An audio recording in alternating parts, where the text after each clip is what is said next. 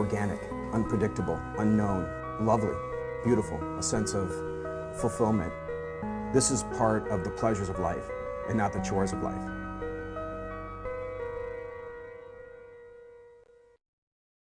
Coming up on Daily Iowan TV, downtown drug raid. DEA officers flooded Iowa City this morning. We'll show you why.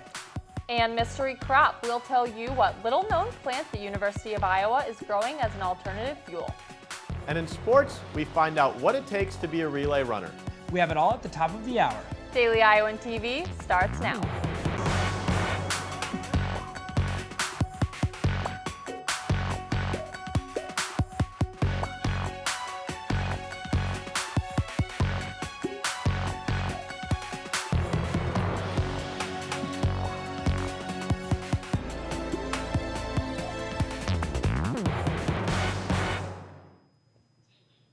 Good evening and thanks for joining us. I'm Megan Sanchez. And I'm Stephen Duran. The Federal Drug Enforcement Agency cracked down on synthetic drugs today, serving hundreds of warrants in over 25 states, including Iowa.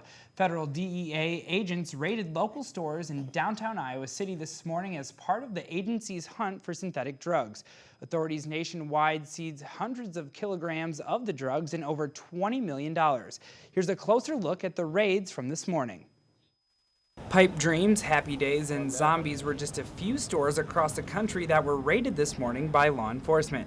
Zombies drew the most attention in Iowa City during the raid, and neighboring businesses seemed to know why. Oh, I know 100% what's going on. They're getting raided because they've been selling K2 spice under the table, and they haven't gotten caught up until now. And we've known it's been going on for a long time now. Strange activities happening around the two businesses have increased in the recent past, and they've been impacting Chiba Hut's business.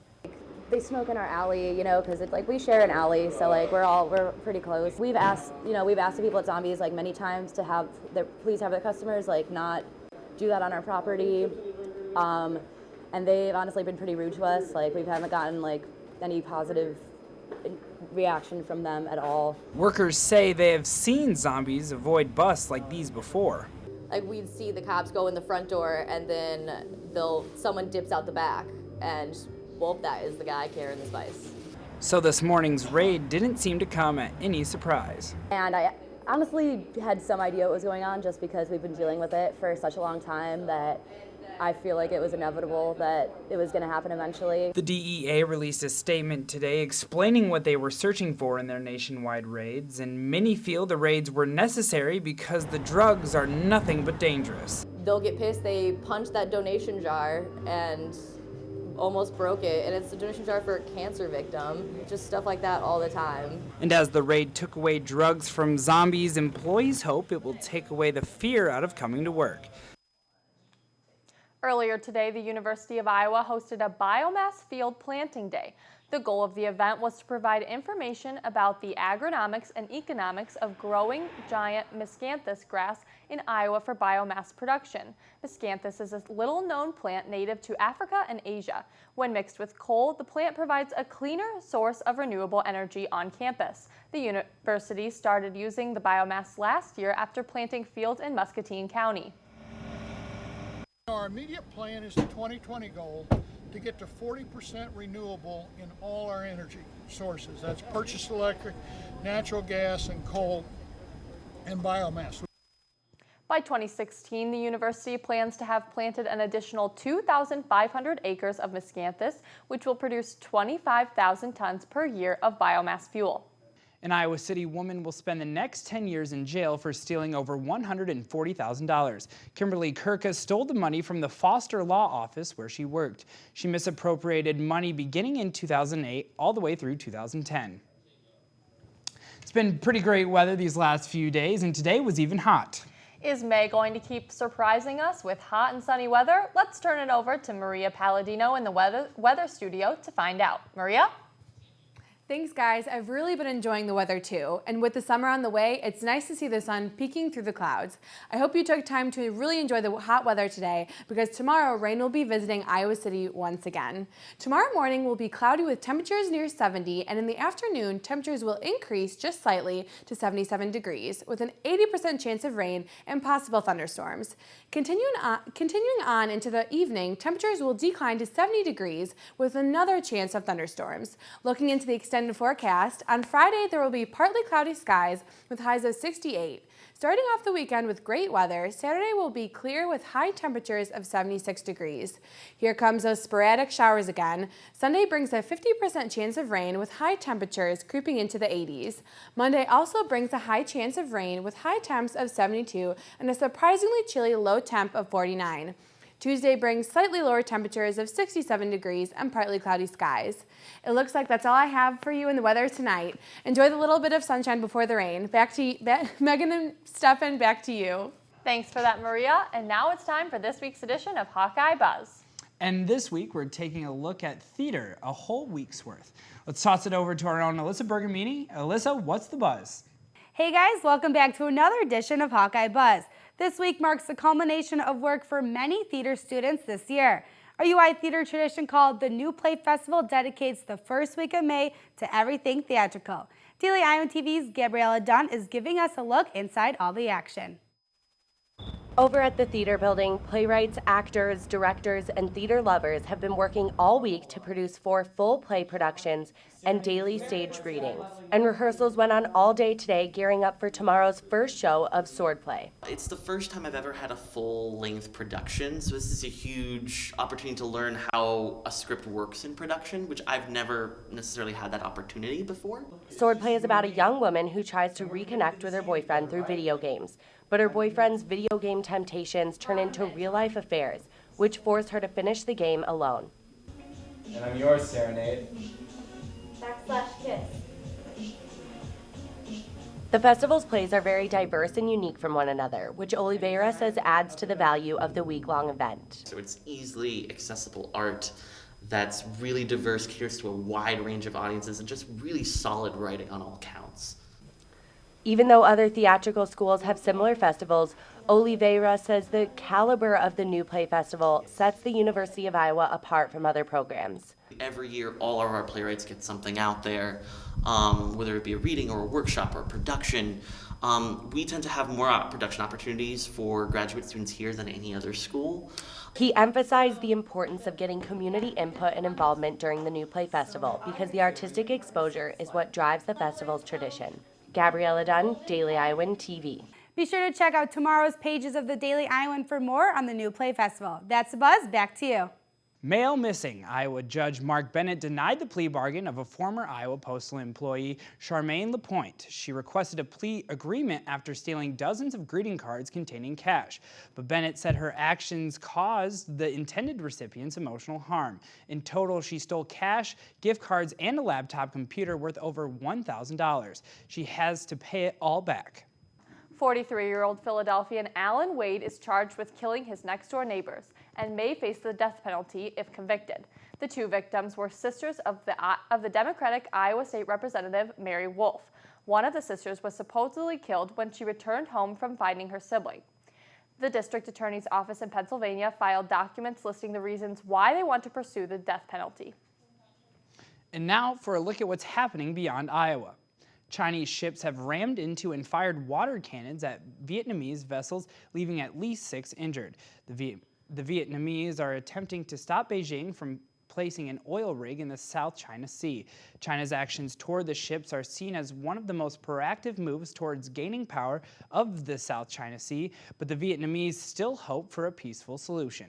Vladimir Putin announced today that Russia will pull back its troops from the Ukraine border, but the United States military said they have not seen any signs of the Russian troops pulling back. Putin has also demanded a halt to the targeting of pro-Russia activists in Ukraine. Stefan, we are just one day from the start of the NFL draft. That's right, Megan, and to find out more about the draft, let's toss it over to Danny Payne, standing by in the Daily Iowan TV Sports Studio. Danny? That's right, Stefan. Talk about the NFL draft still to come in the program, but first we start things off with our weekly What It Takes segment. Flying solo tonight, I'm Danny Payne. The women's 4x1 and 4x4 relays have dominated so far this season, already breaking 2 school records. But the same group of 5 freshmen and sophomores run these relays. Taylor Axelson has more on what it takes to be a relay runner. 5 young ladies have the potential to become one of the fastest relay teams in Iowa track and field history. Breaking records sounds fun, but it is not easy. It's something about really the team aspect of it. It's just, we do it for each other. Like, yeah, you see us, we're here literally almost dying every day. So it's not always like about fun. It's more about passion. And then the fun comes with the winning. I think we're all competitors, and track and field is a sport where you have to compete. So I guess that's where we find the fun. We like to compete, and winning is a lot of fun, so yeah, that drives us too. And winning is exactly what this team has been doing. April 5th at the Arkansas Spring Invitational, the team broke the previous record of the 1600-meter relay by more than 1 second. They then went on to win the 400-meter relay that same weekend, but fell just short of the school record. But no worries, within 2 weeks at the Drake Relays, they shattered that one too. The flexibility of having 5 really fast girls instead of 4 makes them dangerous to competitors. We can switch in and out when someone gets hurt, and I think that only makes us a stronger team. We have 5 girls that can do anything on this team, so it's just like we're like truly sisters, and we're so close, and it's great that we can depend on each other. Like we're not depending on one person.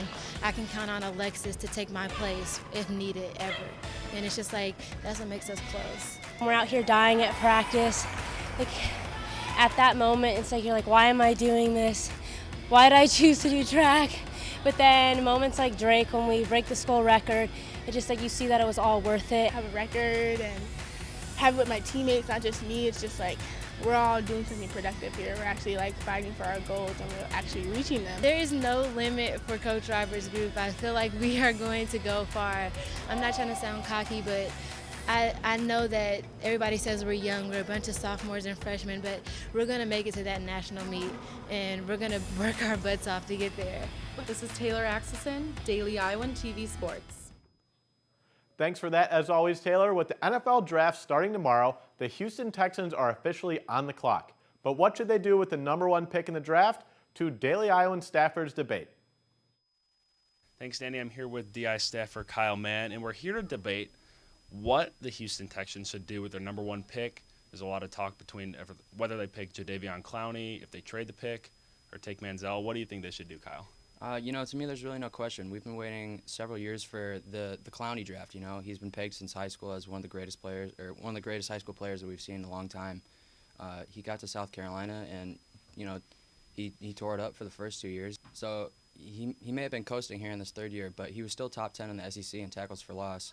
And at the NFL Combine, he measured 6'6" and 266 pounds. He ran a 4.5 40-yard dash and almost jumped 40 inches in the vertical. I'm going to go a little bit different route because the NFL, it's a quarterback league. I believe Johnny Manziel should be drafted because when you take a look at this Texans team, they were 14-2 just a couple of years ago. But if you insert Manziel into this team, he's got a really great offense to work with. You'll have Arian Foster back healthy. Andre Johnson had another great year last year, even though he's getting older. DeAndre Hopkins in his rookie year, had over 800 yards receiving. And then they just re-upped Garrett Graham. Just a prolific playmaker like him just would be too good to pass up, especially in his own home state. And I think it would be a pretty wise pick to insert him into this Texans offense. I think he could do well. For more on this debate, check out the pages of the Daily Iowan tomorrow. Back to you, Danny. And hopefully this weekend we will see some former Hawkeyes like CJ Fedorowicz and Christian Kirksey get their names called in NYC.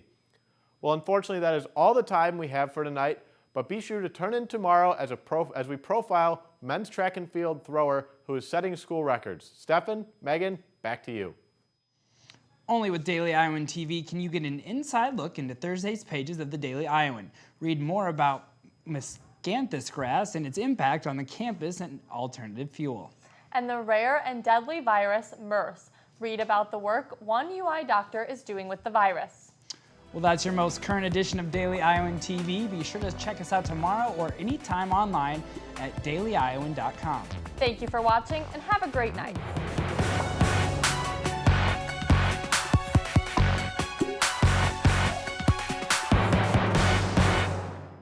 Want a major that'll take you somewhere? I joined and now I make videos for the university.